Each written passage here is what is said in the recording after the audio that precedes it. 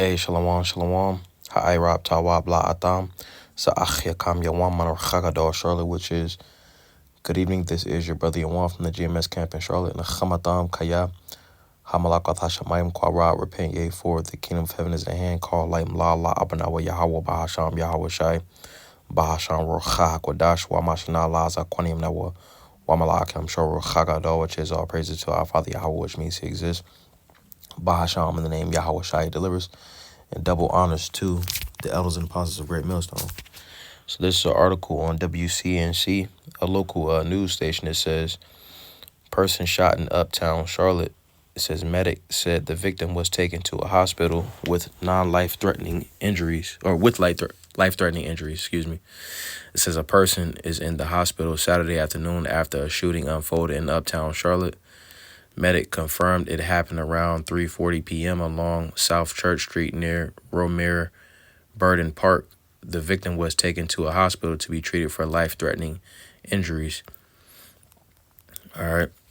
So that was one instance that was dated February 8th, 2025. So this month. All right. And there's another one right here. It says man stabbed. Excuse me.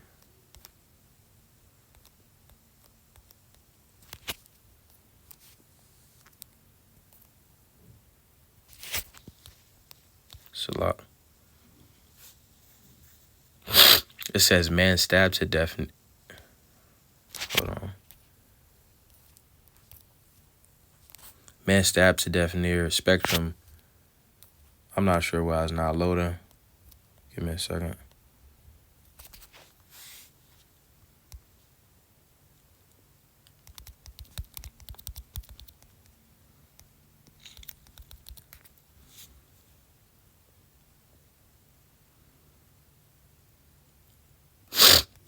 So it says, man stabbed to death near Spectrum Center in Charlotte, police say.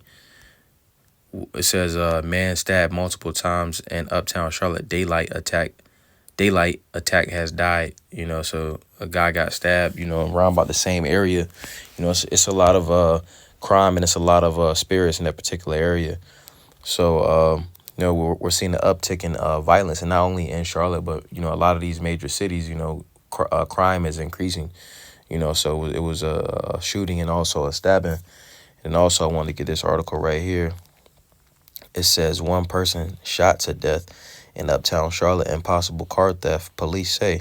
So, crime is increasing. Robberies, car break-ins, shootings, stabbings, things of that nature. But this is January 22nd, 2025. The other one was February 8th.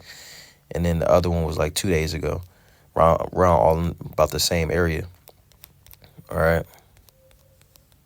So I just want to get a couple precepts, just, getting some edification, just going into this, because we're in a time where we're in the time of, prophecy increasing. Let me get this real fast.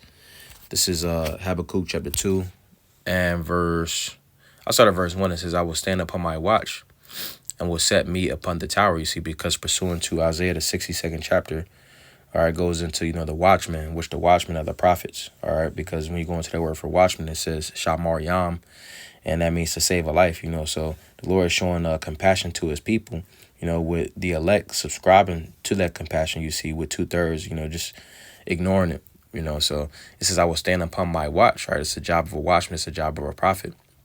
It says, and set me upon the tower, and will watch to see what he will say unto me, and what I shall answer when I am reproved. It says, and the Lord answered and said, write the vision and make it plain upon tables. And I want to go back to verse 1. It says, and set me upon the tower and will watch to see what he will say unto me and what I shall answer when I am reproved. You see, because ultimately the scriptures say to measure thou the times diligently in itself, roughly paraphrasing, pursuant to 2nd Esdras, the 9th chapter. All right, measure thou the time diligently, because on that watchtower, essentially, part of watching is being circumspect. All right, and being circumspect, lining up prophecy, lining up current events with prophecy in the scriptures, all right, and ultimately breaking down the word, as verse 2 is going to say. All right, so it says, and the Lord answered me and said, write the vision and make it plain upon tables, that he may run that readeth it. So write the vision. All right, the vision goes into, the prophecies. It says, and make it plain upon tables. When you make something plain, you're digging out everything about a particular situation, all right, so that the elect can ultimately understand what to do in these times that we're in right now. It says, and make it plain upon tables, that he may run that readeth it. And ultimately, when you ran in the ancient world, I mean that you understood a message, so ultimately breaking down his word in its totality, all right, ultimately so that the listener can understand, So it says, for the vision is yet for an appointed time, but at the end it shall speak and not lie. Though it tarry, wait for it, because it will surely come, it will not tarry. So the vision, and ultimately, the one of the main visions, all right, one of the main prophecies, what we're awaiting is, when Esau institutes that MOTB, you see. Then also vision can apply to, the prophecies in itself, and some of the prophecies entails of, the love of many waxing cold, all right, seditions, all right, and Egyptian against Egyptian. So I just want to get a couple precepts going into that, providing edification. Again, to reiterate, on the times that we're living in. So it says, for the vision is yet for an appointed time. All right, each prophecy has an appointed time that is going to happen. It says, but at the end it shall speak. All right, it's going to be made manifest and not lie. It's not going to lie, because it'll be manifest. It'll be obvious. It'll be obvious for everyone to see. It says, though it tarry, wait for it, because it will surely come. It will not tarry. You see, so each prophecy, in the flesh, it may seem as if it's tarrying. You see, but in the spirit, it has a specific time that is supposed to come to pass. And right now, we're seeing, all right, the violent uprisings taking place. All right, so let's get some of those. This is Second Isaiah, also Esdras, chapter 15, and we'll get 15. It says, verse 14. It says, woe to the world and them that dwell therein, for the sword and their destruction draweth nigh. All right, so we seen articles, the modern day sword, as the gun, a sword is a killing instrument, you see. But then we also seen the article of someone actually using, they stab someone to death. All right, so that was an instance of a literal sword.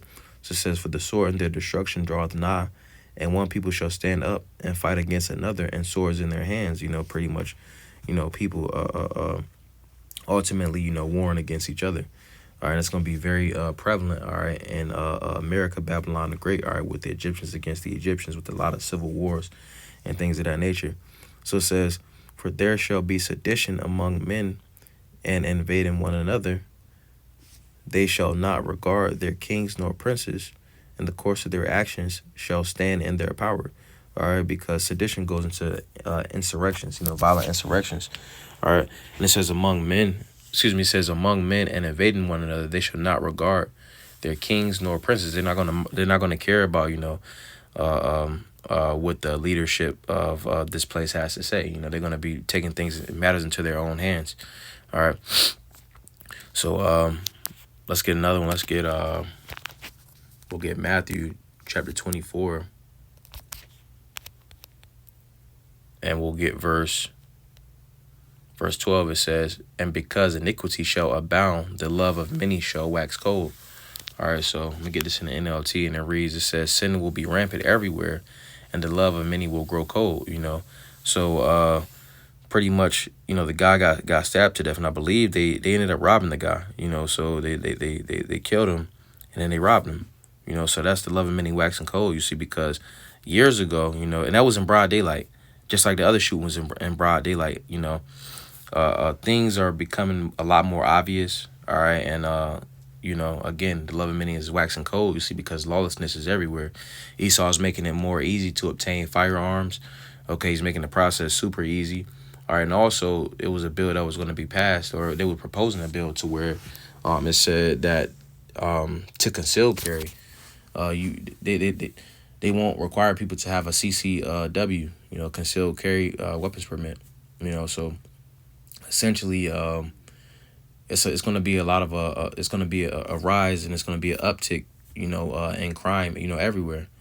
Pretty much going into the love of many waxing cold. Even in that, family members, it's supposed to be a natural love for one another, you see, but family members are often each other. I also seen an article one time, it was a couple months ago, but this lady or somebody pretty much off somebody because they put too much mayonnaise on a Subway sandwich. You know, but let me get this. This is Isaiah chapter 19, and we'll get verse 1, and it says, "The burden of Egypt, behold, the Lord rideth upon a swift cloud, and shall come into Egypt, and the idols of Egypt shall be moved at his presence, and the heart of Egypt shall melt in the midst of it." All right, so Egypt, America America is Egypt 2.0. All right, and it says, "Behold, the Lord rideth upon a swift cloud, and shall come into Egypt." The Lord, when he returns, he's going to come on that father's ship. All right. And it says, "And the idols of Egypt shall be moved at his presence." Right now, as prophecy is taking place, you know, the idols of Egypt are being put to the forefront. They're being exposed.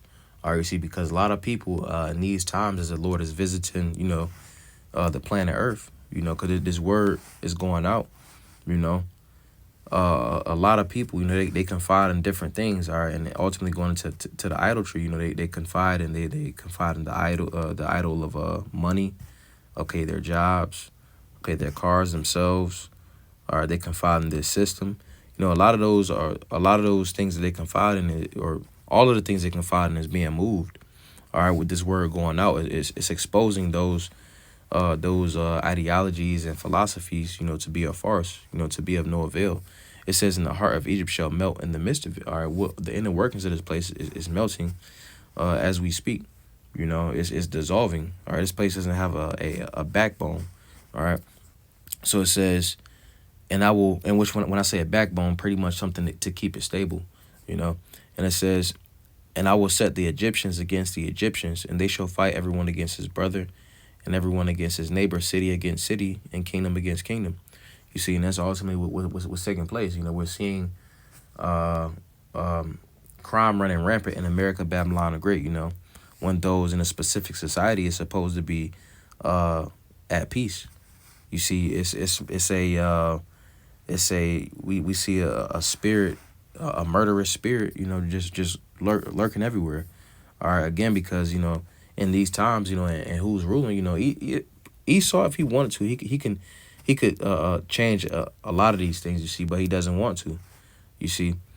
And right now, and at this point in time, that's the point in time that we're in, again, in prophecy.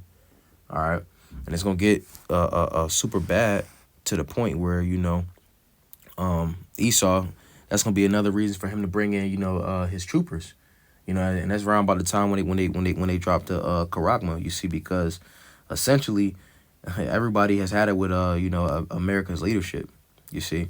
But yeah, I just wanted to go into that, because again, we're seeing a uptick and a rise in crime, and a lot of things going on in the earth, you see. But I don't want to Tazaza by Nayapa, Lord's will. That was a beautiful edification through the spirit.